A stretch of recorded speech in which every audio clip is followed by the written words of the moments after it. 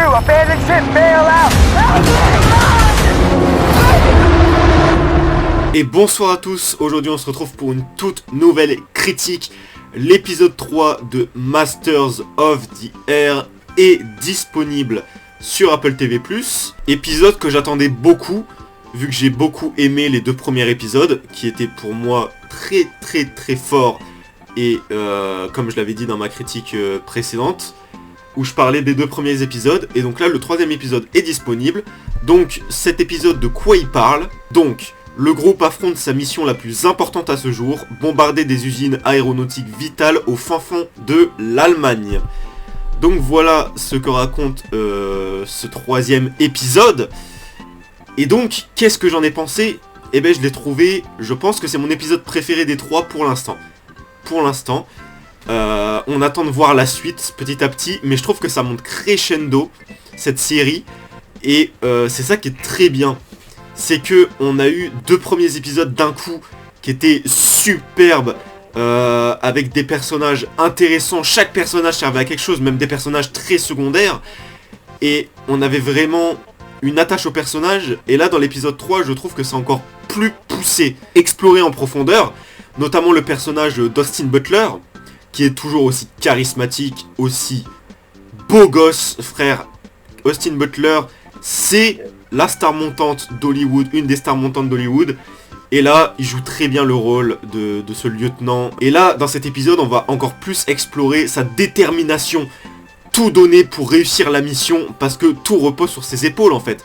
Donc, il est vraiment prêt à tout pour réussir la mission, quitte à risquer la vie de ses coéquipiers, même si il y pense pas forcément. Et c'est ça qui est très intéressant, c'est qu'on va explorer encore plus les personnages dans cet épisode 3, et notamment aussi le personnage de Barry Keoghan.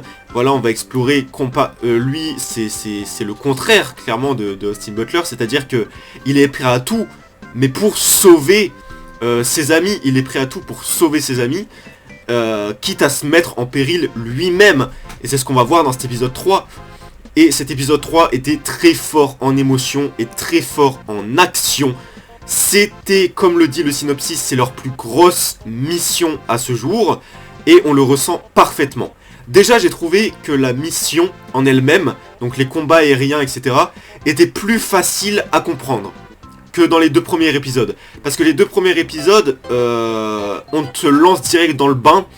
Et c'est vrai que si tu rentres pas dedans direct, tu risques de louper quelques détails, etc. C'est pour ça que moi j'ai dû revoir les deux premiers épisodes avant le troisième, pour vraiment avoir tout en tête. Mais là, avec le troisième, je trouve que on comprend un peu plus ce qui se passe. Même si un truc qui est un petit point un peu déception de la série, et qui aurait pu aider à mieux comprendre ce qui se passe, c'est d'avoir un point de vue ennemi, d'avoir un point de vue des Allemands.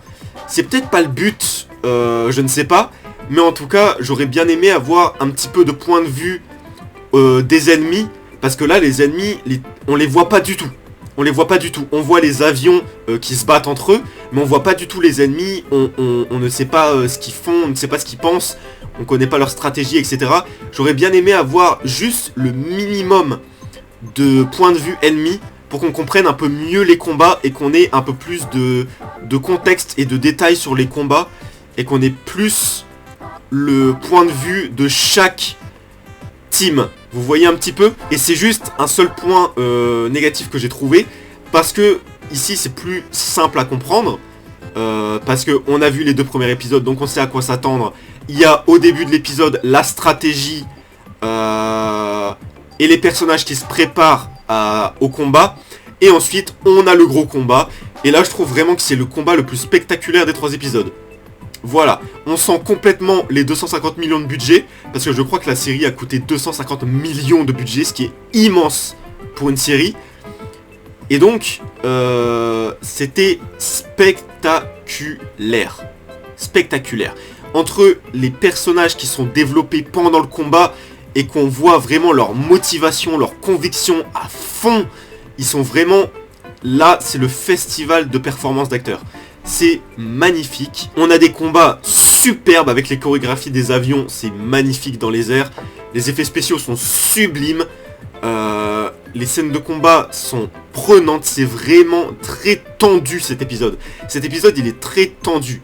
C'est l'épisode le plus dramatique des 3, le plus tragique, parce que c'est une mission très dure, c'est leur mission la plus importante, et donc forcément, il va y avoir beaucoup de problèmes, voire des pertes. Mais oui, il y a toujours ce petit problème de, on n'a pas le point de vue des ennemis, donc on comprend pas absolument tout ce qui se passe dans le combat, ça reste quand même plus facile à comprendre que les 2 premiers épisodes.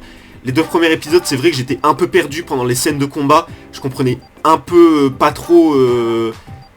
je comprenais pas tout ce qui se passait, parce qu'on voit les avions d'un point de vue extérieur, donc dans les airs, et ensuite on voit les Américains dans leurs avions avec leurs masques, etc.